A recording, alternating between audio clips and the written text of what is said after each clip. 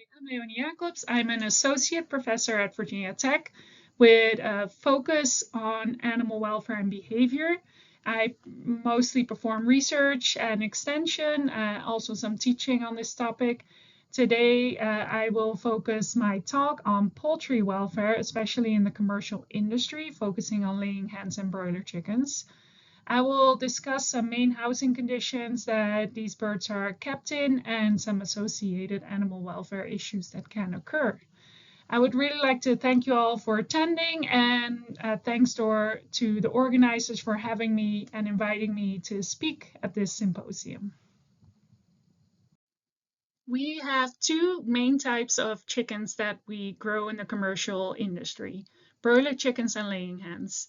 These have been domesticated from the jungle fowl, and stringent genetic selections has resulted in these sort of two different types of birds.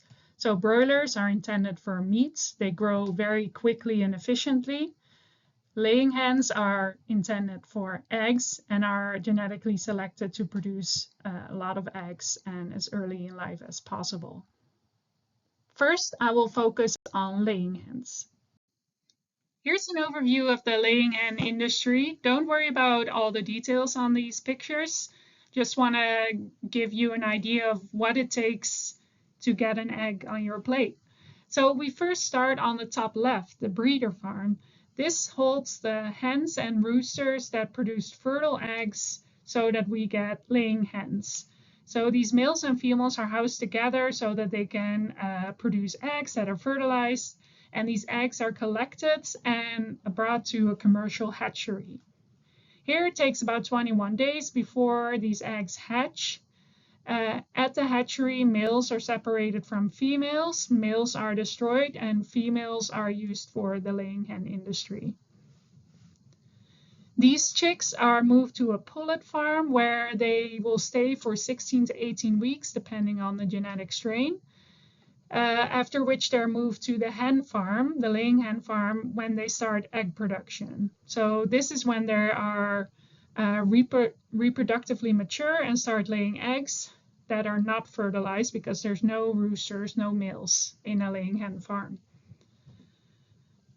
These eggs are collected every day, processed, selected for quality, graded, transported to distributors, and then they end up on the customer's plate or via the retail store. And if we look at housing systems, I'm referring to housing systems for laying hens in this production phase, so when they start laying eggs. And there's three main categories that we can distinguish. There's the battery caging system, or conventional cages, that limits bird space to maximize production, as you can see in this picture. Some benefits are that it's more hygienic than some of the other housing systems because the birds are separated from the litter and fecal material.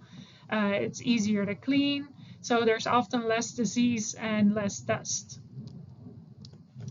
Then enriched colony caging or furnished caging is a more elaborate cage system, and I'll show some more details about this caging system in the upcoming slide. And this tries to combine the animal welfare or behavioral needs of chickens with the benefits of a conventional cage. So it's sort of trying to optimize production and provide some welfare benefits, and really serves as a compromise between cage and cage-free systems. And then the third system is the cage-free system. Here, birds are able to freely roam in a building or a section of a building with unlimited access to all the aspects that are in that room or in that building. Within the cage-free systems, there is some variation that I'll go over in the following slides. Generally, cage-free systems sacrifice some production aspects, so there might be some more broken eggs, maybe some reduced egg quality or some floor eggs, but provides benefits from an animal welfare perspective, especially from the behavioral perspective. All right, so here's a close-up of some of these conventional cages or battery cages. You can see there's a few birds that are present in a cage, sometimes between 3 to 5 birds. They have access to a feeder up front on the picture on the right. The floor, the slatted floor is slanted a little so that the eggs roll down to the front so they are collected easily. And in the back, which is a little hard to see, there are some drink nipples that provide water. Here's an illustration and picture of furniture cages or colony cages. And remember, this is a compromise between a conventional cage where birds have food, water, and each other, and a cage-free system where there's more components to the environment to meet some animal welfare needs. So on the illustration on the right, you can see some of these components that are intended to improve animal welfare, like the dust bathing area, which is often an artificial turf mat that sometimes is covered with some feed to stimulate foraging and dust bathing behavior. There are perches in the front and in the back, and there's a nest box. And if you look at the picture on the left, you see these orange curtains that are around the nest box so that a hen can separate itself from the flock to lay its egg. You can also see that the floor is still slatted, so cage flooring, and it's slanted so that the eggs roll forward for easy collection for the producer. And within the cage-free production system, there are a few variations. First of all, the deep litter system. So here there's basically one floor in the house, in the barn, with birds having access to the whole space or sections of the house. There's litter on the floor, there are nest boxes, and there are feeders and drinkers. And in this picture, you can see that there are some perches as well for birds to roost on. A more common cage-free system are aviary systems because they are more effective use of space.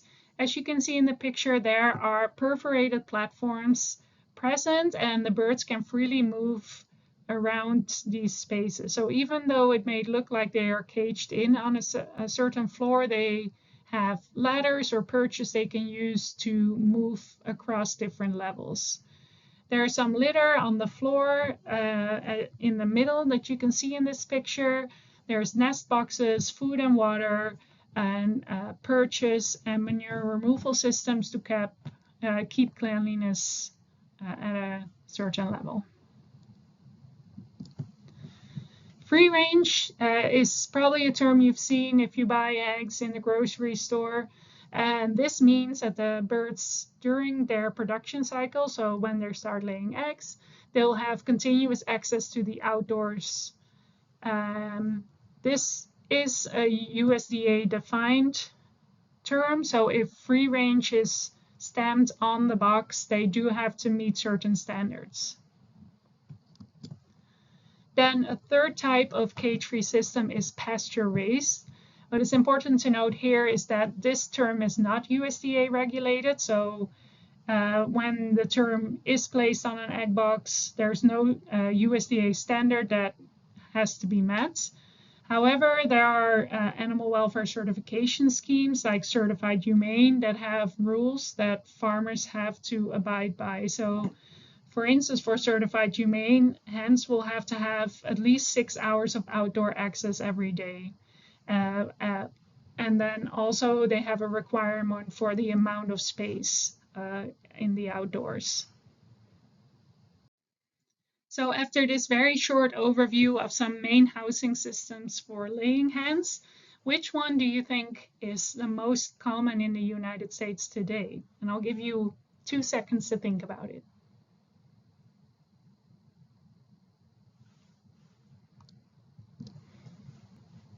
All right, so actually the conventional cages are still the most common housing system for laying hens in the United States. So about 60.5% of hens are housed in conventional battery cages, so the first system that I showed you.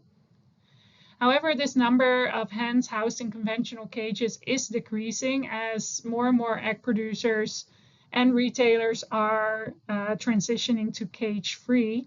So currently the cage-free production in 2024 was at 38.7%, but this is generally increasing. And if we look at this increase per year or by the years, you can see in 2010, the cage-free production in the United States was quite low, 4%. And if we then compare it to 2024, close to 39%.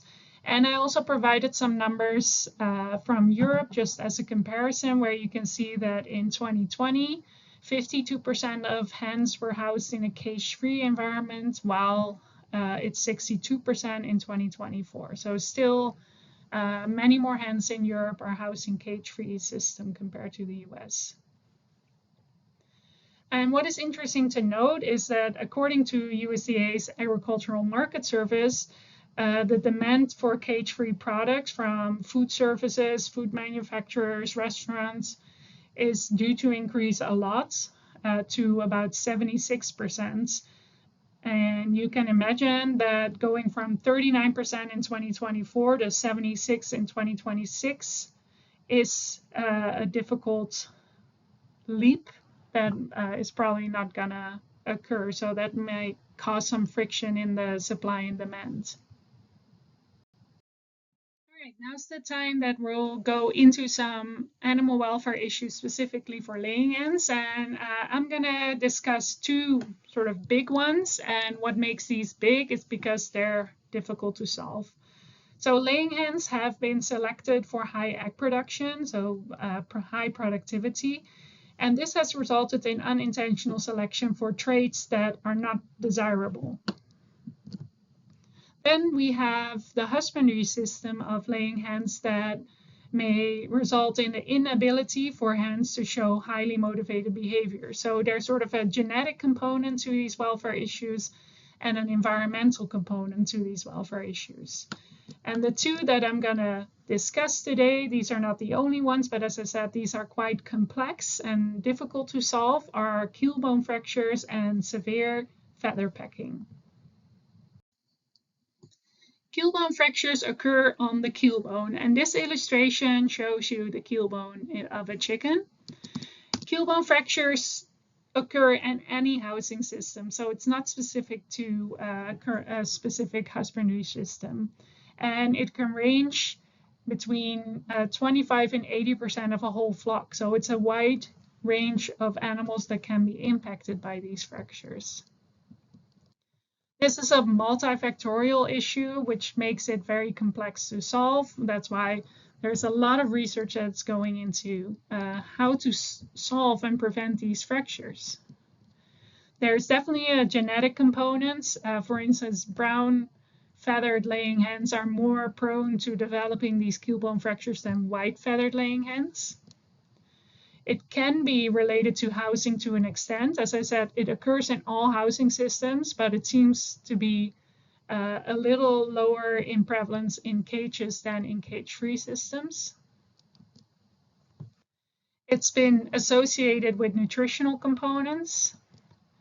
It's been associated with collisions with the environment. So in a cage-free system, if a bird jumps from one tier in an aviary to another tier and collides with the structure, that might cause a fracture on the keelbone.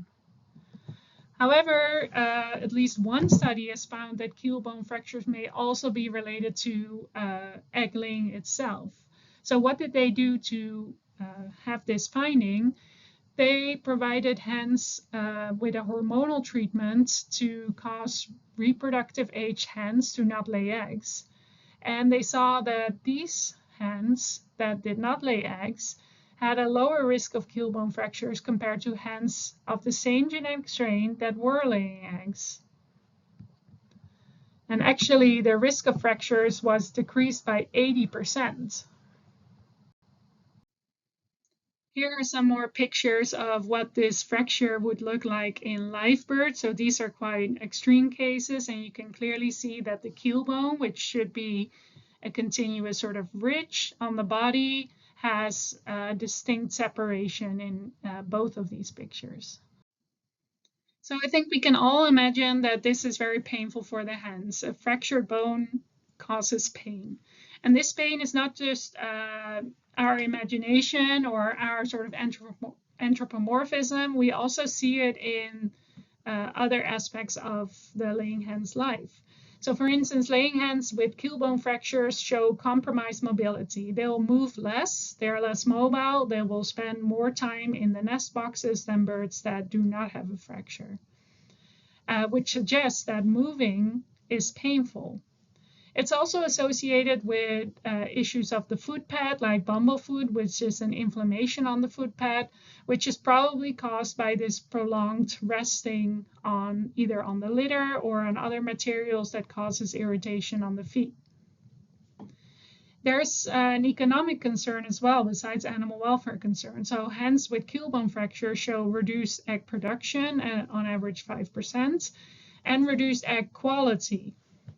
So there's clear incentive to solve this, but what are the solutions? Well, that's not easy because, as I said, it has a genetic component and an environmental component. So addressing both of these aspects is the way to go, but we're not there yet. So one way to approach the genetic component of this issue is to genetically select for more resilient keel bones. So choose birds, choose genetic strains that are less prone to develop these issues. Housing design can also be adapted. So for instance, if collisions are an issue, making sure that the system components are very far apart so that birds don't attempt to jump and fall, or close together so that if birds do attempt to jump to another part of the system, that they're unlikely to collide or fall. And some current research is focusing more on pullet housing. So when birds are young, it's valuable to have them learn how to navigate this aviary environment, which is the most common cage-free system, so that then when they are starting to produce eggs and move to their laying hen facility, it's not so novel for them to interact with the environment, and they're sort of trained to navigate this 3D space. Moving on to the next animal welfare issue for laying hens, which is severe or injurious feather pecking. Feather pecking refers to when a hen uses her beak to peck at the feathers of another bird, so of a flockmate. And gentle feather pecking is a type of feather pecking. There's a total of 3 types. And gentle feather pecking is a normal behavior which is akin to allogrooming in other species. Gentle feather pecks are generally aimed at the area that you see here that are grayed out, so the neck, the back, and the tail feathers of other birds. Severe feather pecking is the problematic behavior. This is an abnormal behavior that can develop in a commercial environment. And you can see that it's mostly aimed at the same area as gentle feather pecking, but also includes the vent area. And then aggressive pecking is the 3rd type of feather pecking that can occur between hens, which is a completely different behavior from severe feather pecking. And one way to see that is where the feather pecks are aimed at. So it's mostly aimed at the head area. And this is a normal but aggressive behavior for hens to show as part of conflict, of a hierarchy setting. So even though this can be injurious, it's a normal behavior, while severe feather pecking is an abnormal behavior. So often when people in the laying hen industry talk about feather pecking, they mean severe feather pecking, this abnormal behavior that occurs. I'm going to show you 2 videos of laying hens. One of the videos shows gentle feather pecking, the other shows severe feather pecking. When you look at these videos, consider the force, the frequency, and the response of the receiving bird.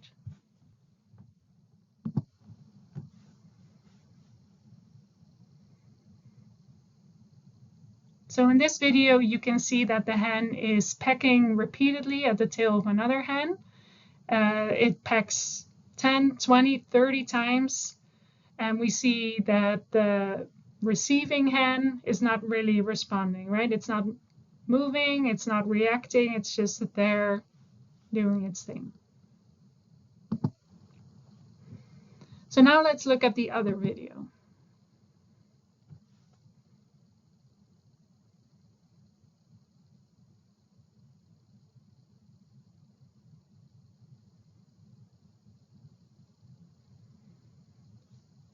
This might be a little harder to see, but note what the performing hen is doing, how the pecking force differs between the one in the first video, how often the bird pecks the receiving bird, and then what the receiving bird does. So let's play that one more time.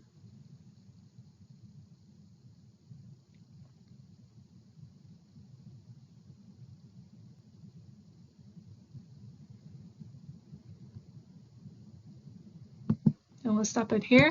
I hope that it is clear that in the first video you saw a bird performing gentle feather pecking. It pecked at the tail a lot, and the responding or the receiving bird did not respond. While in the second video there were more forceful pecks, 1 or 2, so much lower frequency, and the responding or the receiving bird, responds generally by moving away. And even you can see that the peck is more forceful. The bird pulls at the feather rather than peck at the feather.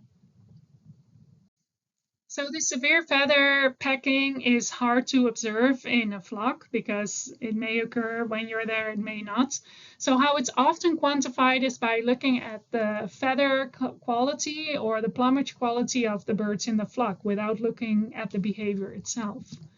This is often done with a categorical scoring system. Here's an example from HenHub, where a score 0 means that there's no or minimal feather loss, with the plumage looking almost perfect. A score 1 shows slight feather loss, with skin visible of less than 5 centimeters or 2 inches. And then a score 2 means moderate to severe feather loss, where more than 5 centimeters or 2 inches of skin is visible. So this will often be used as an interpretation to see how much severe feather pecking is occurring in a flock. So let's try to score some birds. In the picture on the left, you can see some skin showing near the tail feather. Consider whether this is a score 0, a score 1 with slight feather loss, or a score 2.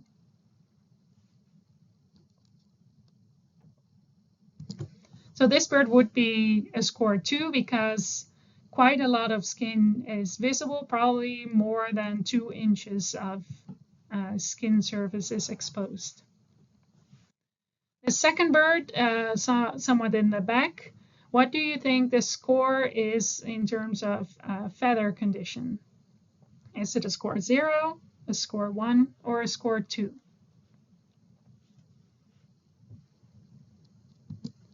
So this bird I would score a score 0 because the feathers look almost perfect. We don't see any exposed skin.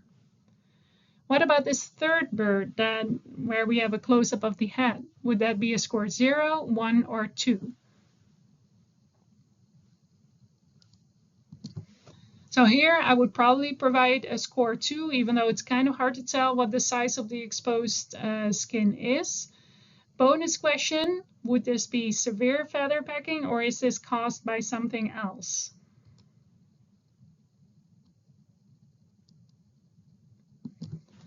So this is probably aggressive pecking. I know my video is overlapping a little bit, so you don't see it, but this is aggressive pecking because it's aimed at the head, while severe feather pecking is aimed at the back, at the tail, at the vents, but not at the head. So this is aggression or a conflict in the flock, which is a different type of behavior than severe feather pecking. This Normal behavior has multiple factors that are associated, which makes it difficult to solve. We know there's a genetic component, so it means that to some extent it's hereditary, but other factors contribute to the development of this behavior, which makes it really hard to get rid of. For instance, it's been associated with a lack of foraging opportunities, even to the extent that if more hens of a flock use a free-range area, which is generally considered a foraging opportunity, then significantly less severe feather pecking damage has been seen. This problem has also been associated with high light intensity, with more severe feather pecking occurring when there's a lot of light. We also see more severe feather pecking when birds are crowded, so have less space per bird. Similarly, we see more severe feather pecking in larger flocks. So even if space is similar, more birds generally means a higher risk that this behavior develops. We see that it's associated with certain nutritional deficiencies and associated with certain medical problems. For instance, ectoparasites may stimulate one bird to peck another. It's also been associated with environmental irritants like toxins, and it's a learned behavior. So this means that once one bird starts showing the behavior, others may see the behavior and start performing it as well. So many of these are considered certain stressors, and once these stressors build and builds, an outbreak can occur. So why is this a welfare problem? Because severe feather pecking has victims. This type of behavior occurs in all housing systems again, so both in conventional cages and in cage-free systems, and can spread rapidly. The prevalence can range widely between flocks and causes injuries in the receiving birds. It can turn into cannibalism and increase mortality in a flock because once birds see blood, they'll peck at it. It increases disease susceptibility of the victims, probably because of the chronic stress that is induced by being continuously victimized by this severe feather pecking. It can result in thermal stress because birds lose their feather coverage, making it harder to maintain their body temperature. And it has an economic component again, because besides the mortality, birds that are feather pecked also show an increased feed consumption to maintain their body temperature. And as I said, severe feather pecking can develop into cannibalism, which is considered the pecking and tearing of skin and underlying issues of another bird. Once cannibalism develops, there's high mortality in a flock of up to 20%. And cannibalism is especially at risk when vent pecking occurs.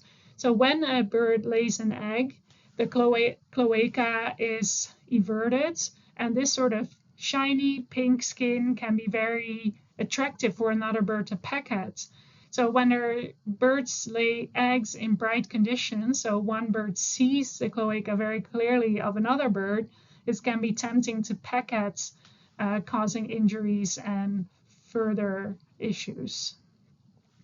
And you can imagine that this cannibalism is a major animal welfare concern because it causes pain and injury, distress, but also a major economic concern, which can contribute to about 11 to 24% of deaths, depending on the study focusing on this. So I've painted quite the bleak picture. However, there is a management procedure that the industry can apply to prevent the damage associated with severe feather pecking, and this is routinely applied. This is beak trimming. And beak trimming refers to the removal of the last third of the upper and lower beak of a chicken, and this often occurs at the hatchery, so in day-old chicks. The problem is that beak trimming in itself is considered a welfare concern because the beak is a highly innervated part of the bird's body. So in turn, beak trimming can cause animal welfare issues like acute pain associated with the cut and chronic pain due to neuroma or a phantom limb because the nerves endings are damaged in the beak. It also results in reduced sensory function, especially for fine tactile discrimination. So identifying feed from not feed is what birds use their beak for, and this is more difficult when their beak is trimmed. And birds also show adapted behavior, suggesting that it has a long-term impact. But then if we keep the hens birds intact, there's a risk of severe feather pecking developing. So this is really a difficult situation because severe feather pecking in turn can result in pain, distress, and mortality. Then this friction is further compounded by changes in consumer and citizen opinion about what is right and wrong in the chicken industry, with changes in legislation related to beak trimming bans or countries phasing out beak trimming voluntarily, even though legislation does not require it, pressure from food companies or consumers to stop beak trimming, and then learning to live with flocks that are not beak trimmed.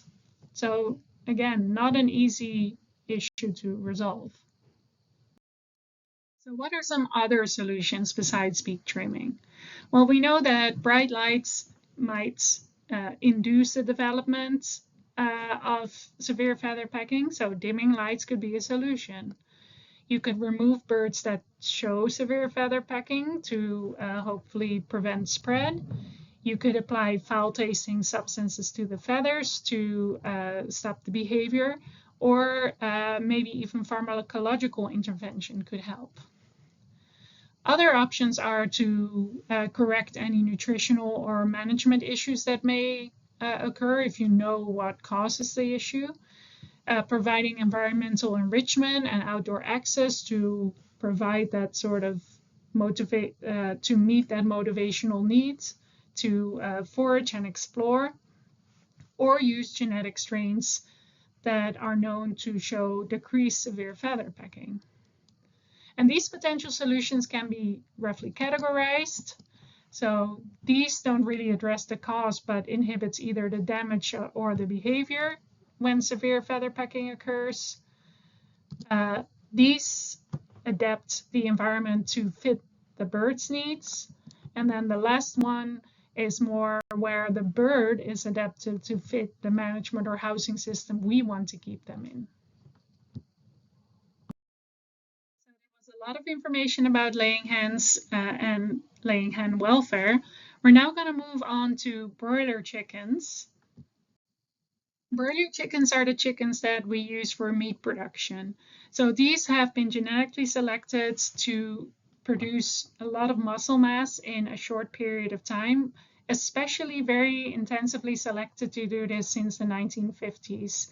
The goal was to increase weight gain as quick as possible and reduce feed conversion rates as quick as possible.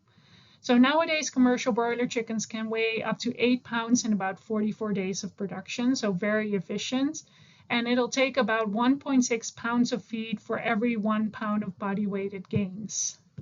And this picture is a sort of classic picture that's shown when talking about broiler chickens, where in 1957, you can see that it took about 56 days to get a chicken to 900 grams. While nowadays, or in 2005 in this picture, the same bird in 56 days will grow to 4,200 grams, so much more efficient in terms of muscle mass development. Commercial broiler chickens today are 99% of the time these fast-growing genetic strains. That's the bird that you see on the left. So they are white-feathered birds. The green is just marker, so that's not actually color of the feather. That was just used for identification. These birds will peak their growth rate to about 95 grams per day when they are at their maximum. And just to give some illustration, they increase their body weight 65 times over the course of 6 weeks, while a human baby only increases their body size by 1.5 times in the same amount of time. Commercial broiler chickens are generally grown to processing weight in about 6 to 8 weeks of age. Here's a quick, very simplified overview of what the broiler chicken industry entails. Broiler chickens also have a parent flock of hens and roosters that produce fertile eggs. One thing that's not shown here is that they also have great-grandparent flocks, and so on. So it doesn't start with the parent flocks. It actually goes up into a sort of pyramid. Once these fertile eggs are produced, they go to a hatchery, similar like with laying hens. Once they hatch, they're selected for quality, vaccinated, and then transported to the grow-out facility where they stay for about 6 to 8 weeks. Once they reach their target processing weight, they are transported to the processing plants where they undergo slaughter, processing, and further processing depending on what product they are intended for. Housing systems for broiler chickens are quite uniform. Obviously, there's going to be some variation, but generally they're housed like in this picture. So they're housed in deep litter barns. So there's a deep layer of bedding present, and these barns are technically cage-free. Some broiler chicken products in the grocery store will put a cage-free claim on there, which is truthful. They are housed in a cage-free environment, but note that all broiler chickens, at least in the US, are housed in a cage-free environment. So in that way, that claim doesn't mean much anymore. They are generally housed at a high stocking density so that the space is efficiently used in terms of economic value. There are some varieties under different labels and in different integrators, so large vertically integrated companies. But generally, their housing includes bedding, as I said, feed, water, and other chickens. The varieties under different marketing labels might be organic, where feed is organic, and there's some animal welfare certification that has requirements for housing conditions. For instance, in this picture, you can see that there are some windows in the wall, which are part of a requirement of an animal welfare certification. So when we consider welfare issues for broiler chickens, again, I'll go over sort of two main issues. There are other issues, but these might be more complex than some of the others are to solve. So again, there's a genetic component. The genetic selection for fast growth and high body weight results in some health issues, especially lameness in these birds. And then husbandry systems are quite barren, as I showed. So it's just litter, food, water, pen mates, which can result in the inability for birds to show their highly motivated behaviors. So I'm going to focus on lameness and inability to perform natural behavior as two welfare issues that occur in broiler chickens. Genetic selection is really the largest risk factor for broilers to develop lameness due to their excessive growth rates to develop muscle. We often see poor skeletal development because their frame just isn't mature enough to carry all that weight of muscle that they have developed. So along with that, their cardiovascular and pulmonary systems are quite underdeveloped relative to the amount of body weight, which leads to health problems and respiratory issues, heart attacks, because their internal organs are essentially being asked to do too much. Then a contributing factor is low activity. These birds don't move around much. They weigh a lot. It costs effort and energy to move. And a lack of this exercise can further contribute to this poor musculoskeletal health.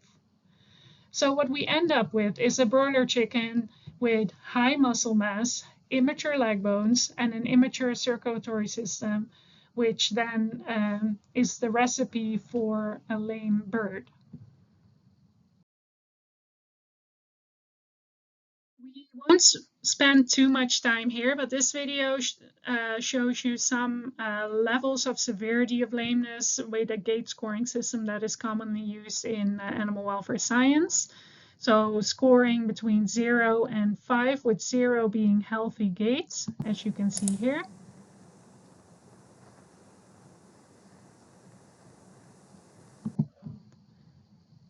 Score 2 being an awkward gait with some lameness present.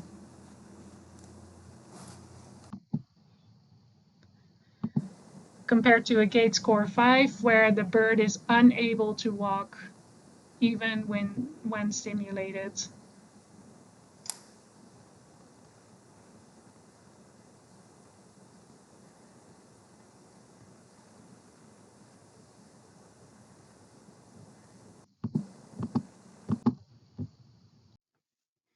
I hope it is quite clear that this welfare issue is such a problem, because at the very least it causes discomfort to the birds, and at worst it would cause severe pain and distress. So some solutions definitely lie in genetic selection. Selecting fast-growing strains with lower prevalences or severity of lameness will be a valuable avenue for breeding companies to reduce this welfare issue. Also, some improvements can be made by changing the bird's environment. For instance, providing more bright conditions will stimulate activity, thus exercise. Providing more space will stimulate activity, and providing a more complex environment will stimulate more exploration and activity. An even more effective approach would be to produce slower growing broiler chicken strains, because they are generally less prone to developing lameness. But this would have a big economic impact, because the production of these slower growing strains is just more costly and less efficient. With that, we're going to move on to the second and last animal welfare issue that I'm discussing today. And this is going to focus on the broiler chicken's inability to perform natural behavior. The ability to perform natural behaviors is a key aspect to achieve good animal welfare. Any animal, including chickens, including us, have certain motivations and thus want and like to perform certain behaviors. Some behaviors have been linked to positive emotions, for example, play. Some other behaviors have secondary benefits for health. For instance, increased activity can benefit leg health and in turn reduce lameness. So some important behaviors for chickens are shown here in these videos, which include foraging, dust bathing, and perching.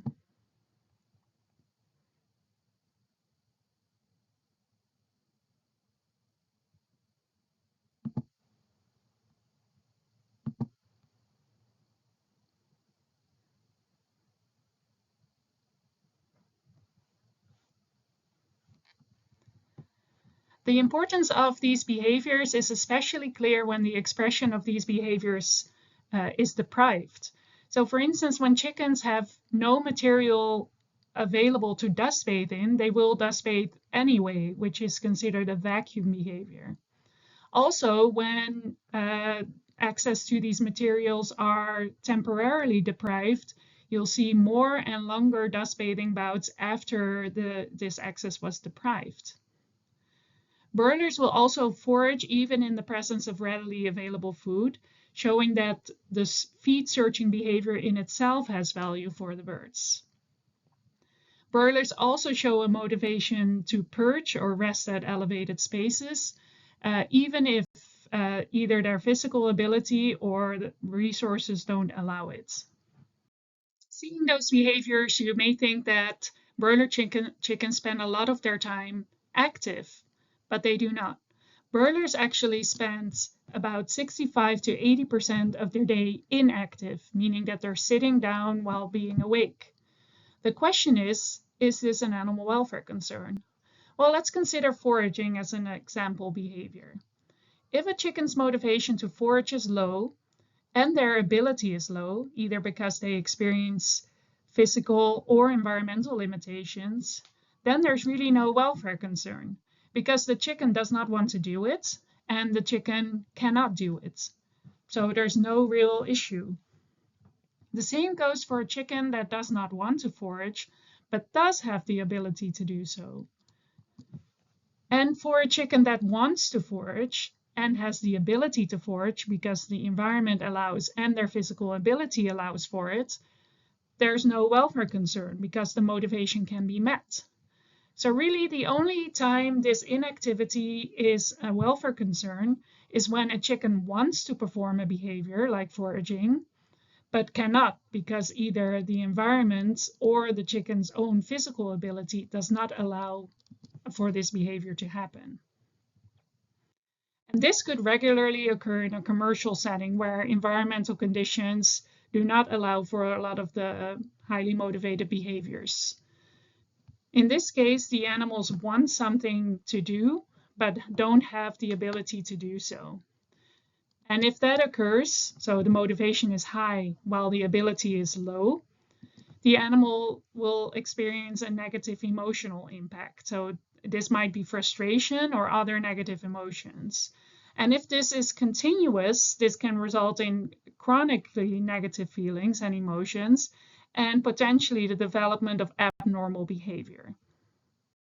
So one way we can stimulate some of these behaviors and make sure that these behavioral needs are met, we can provide a more enriched, complex environment. So we can provide perches or platforms so that the animals can show this elevated resting behavior. We can provide a substrate that's friable and dry and has small particles like sand, so that birds can dust bathe in it. And we can provide a foraging substrate so that the animals can perform this behavior.